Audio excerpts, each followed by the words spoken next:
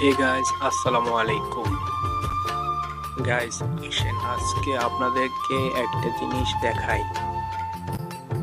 দেখেন, আমাদের কাছ থেকে পয়লা বৈশাখ বিদায় নিয়েছে অনেক দিন আগে, প্রায় এক সপ্তাহ আগে, কিন্তু মানুষের মন থেকে বিদায় নিতে পারেনি।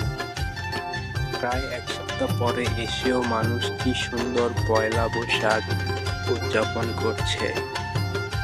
বাংলার আবহমান ঐতিহ্য এই পয়লা বৈশাখ। ঐতিহ্যবাহী সকল জিনিসের ছোট ছোট আকৃতি দিয়ে সাজানো হয়েছে আজকের এই অনুষ্ঠানটাকে। এখানে কিছু মিষ্টান্ন আইটেম রয়েছে, যেমন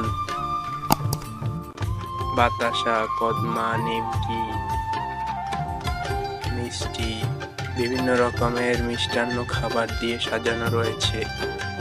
এবং খাবারের আইটেম হিসাবে রয়েছে সাদা ভাত, রুই মাছ ফ্রাই, চিকেন ভুনা, ডাল মাখানি এবং হরেক রকমের ভর্তার আইটেম, যেমন বেগুন ভর্তা, টমেটো ভর্তা, শুটকি ভর্তা এবং চিংড়ি মাছ দিয়ে করলা ভাজি।